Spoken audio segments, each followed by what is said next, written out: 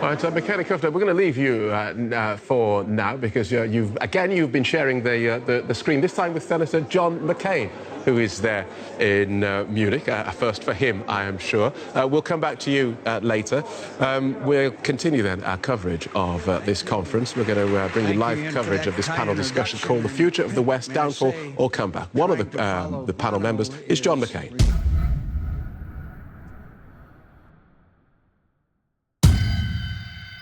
Reminds me of the story of the actress Zsa Zsa Gabor's fifth husband, who on their wedding night said, "I know what I'm supposed to do, I just don't know how to make it interesting." So, anyway.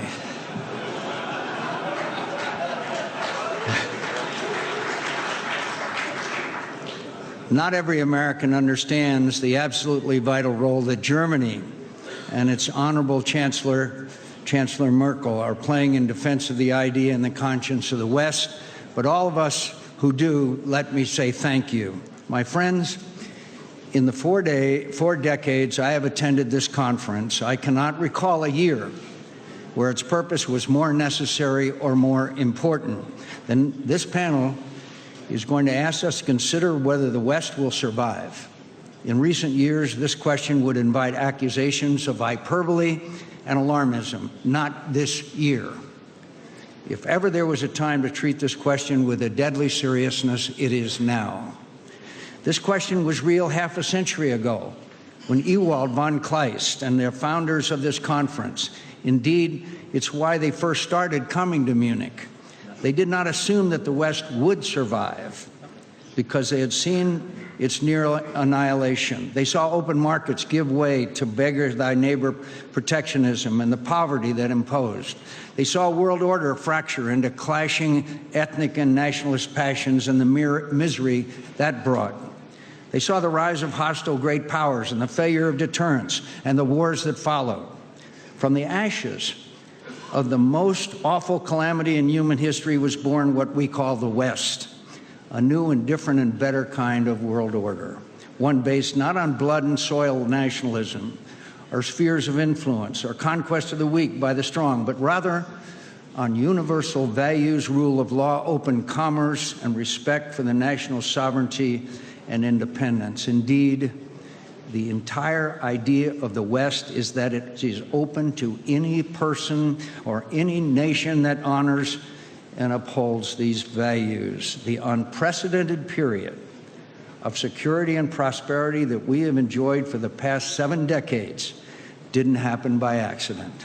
It happened not only because of the appeal of our values, but because we backed them up with our power and persevered in their defense. Our predecessors did not believe in the end of history or that it bends inevitably towards justice.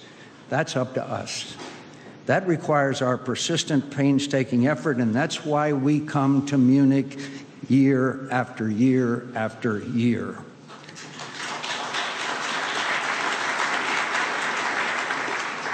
What would von Kleist's generation say if they saw our world today? I fear that much about it would be all too familiar for them, and they would be alarmed by it. They would be alarmed by an increasing turn away from universal values and toward old ties of blood and race and sectarianism. They would be alarmed by the hardening resentment we see towards immigrants and refugees and minority groups, especially Muslims. They would be alarmed by the growing inability and even unwillingness to separate truth from lies. They would be alarmed that more and more of our fellow citizens seem to be flirting with authoritarianism and romanticizing it as our moral equivalent. But what would alarm them most, I think, is a sense that many of our peoples, including in my own country, are giving up on the West, that they see it as a bad deal that we may be better off without, and that while Western nations still have the power to maintain our world order, it's unclear whether we have the will. All of us must accept our share of blame for this turn of events. We grew complacent. We made mistakes. At times we tried to do too much, and at others we failed to do enough. We lost touch with many of our people. We've been too slow to recognize and respond to their hardships. We need to face up to these realities, but this does not mean losing hope and retreating. That we must not do. I know there is profound concern across Europe and the world that America is laying down the mantle of global leadership. I can only speak for myself, but I do not believe that that is the message you will hear from all of the American leaders who cared enough to travel here to Munich this weekend. That's not the message you heard today from Secretary of Defense Jim Mattis. That's not the message you will hear from Vice President Mike Pence. That's not the message you will hear from Secretary of Homeland Security John Kelly. And that is certainly not the message you will hear tomorrow from our bipartisan congressional delegation. Make no mistake, my friends, these are dangerous times, but you should not count America out. And we should not...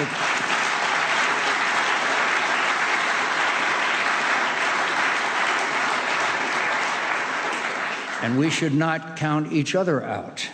We must be prudent, but we cannot wring our hands and wallow in self-doubt. We must appreciate the limits of our power, but we cannot allow ourselves to question the rightness and goodness of the West. We must understand and learn from our mistakes, but we cannot be paralyzed by fear. We cannot give up on ourselves and on each other. That is the definition of decadence. And that's how world orders really do decline and fail. That is exactly what our adversaries want. This is their goal. They have no meaningful allies, so they seek to sow dissent among us and divide us from each other. They know that their power and influence are inferior to ours, so they seek to subvert us and erode our resolve to resist and terrorize us into passivity. They know they have little to offer the world beyond selfishness and fear. So they seek to undermine our confidence in ourselves and our belief in our own values. We must take our own side in this fight. We must be vigilant. We must persevere. And through it all, we must never cease to believe in the moral superiority of our own values, that we stand for truth against falsehood, freedom against tyranny, right against injustice, hope against despair, and that even though we will inevitably take losses and suffer setbacks through it all, as long as people of goodwill and courage refuse to lose faith in the West, it will endure. That's why we come to Munich. That's why we come to Munich, year in and year out, to revitalize our common moral purpose, our belief that our values are worth the fighting for. Because in the final analysis, the survival of the West is not just a material struggle.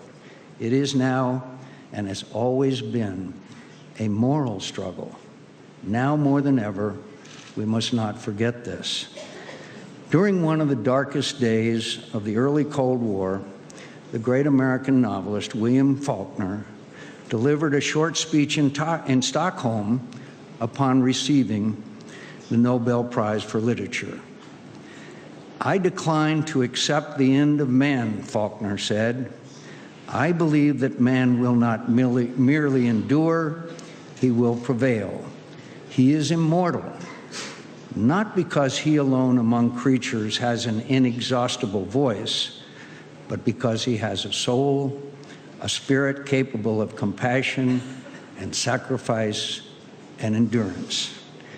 Even now, when the temptation to despair is greatest, I refuse to accept the end of the West. I refuse to accept the demise of our world order. I refuse to accept that our greatest triumphs cannot once again spring from our moments of greatest peril as they have so many times before. I refuse to accept that our values are morally equivalent to those of our adversaries. I am a proud, unapologetic believer in the West. I believe we must always stand up for it, for if we do not, who will? Thank you. I believe that if I had been asked to pick the team on national security around President Trump, I couldn't have picked a better team. And I think that's very important. Is that pre-Flynn or post-Flynn? I think that The Flynn issue obviously is something that shows that in many respects this administration is in disarray and they've got a lot of work to do. But I couldn't be happier to have a Secretary of Defense than General Mattis. You're going to see General Kelly. He's an outstanding individual, and there are those who are now going to be on his team who I think we can have great confidence, most importantly on national security. So the president, I think, makes statements that on other occasions he contradicts himself. So some of us have learned to watch what the president does as opposed to what he says. And some of his actions, we need border security. We need to try to stop the flow of drugs, illegal drugs that is eating away at our society, that's coming across our southern border. We need to build our military. I'm telling you now, the last 8 years have eviscerated our military and its capability. There was an article yesterday that 2/3 of our F-18 aircraft aren't flying. And by the way, the Congress shares the blame for this with this idiotic meat act called sequestration. The President of the United States has promised to rebuild our military. We need it. We're in worse shape than since the 1970s. Take my word for it. So our job, my job, is to work with the president on areas that we agree. On areas we disagree, I will speak up and maybe occasionally be a subject of a tweet in the middle of the night. But I do think it's also to point out, it's one final note. Our Constitution says that our government is 3 co-equal branches: judicial, legislative, and executive. And I can assure you that the legislative branch, and obviously for what we just saw on the immigration order, that both the legislative and the judicial branches will be exercising our constitutional responsibilities. So watch what the president does, watch what America does, not what they say. And we saw the brave Ukrainian troops who have not received the assistance from the United States as far as defensive weaponry is concerned. And look, I agree to be emotional. I saw this president give a medal to a mother whose son had just been killed by a Russian sniper. It was cold, all the soldiers were around, and the mother stood there as he gave her the medal, and tears flowed down her face. Russians are killing Ukrainians every single day. They are killing them. And I believe that it's going to get worse, because I believe that it's going to be a time of testing for this administration, whether it be in South China Sea, or whether it be in the Middle East, or whether it be in Ukraine. And this is a time for us to show solidarity. And one of the countries that I think is going to come under some pressure is yours. Just as briefly as I can, thank you.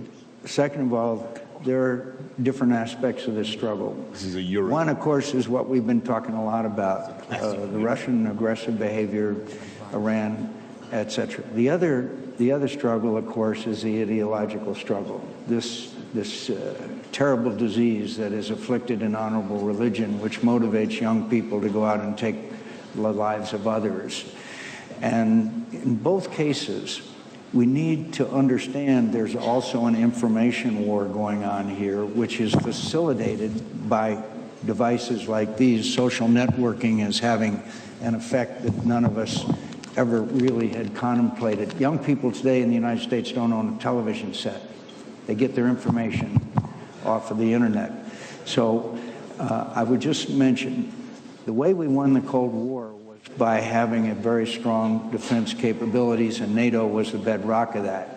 The other way we won was Radio Free Europe, Voice of America. How many millions said, I listened to it, I heard the voice of America. I heard Radio Free Europe. I was there. I know who Václav Havel was. I know who Lech Walesa was.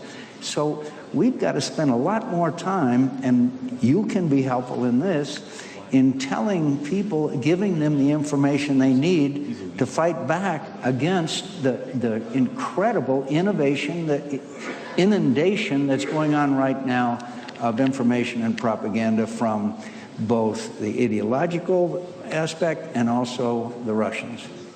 Senator McCain admitted in his remarks that the resignation of US President Donald Trump's national security advisor, Michael Flynn, shows that in many respects the Trump administration is in disarray. But he also reaffirmed America's commitment to the West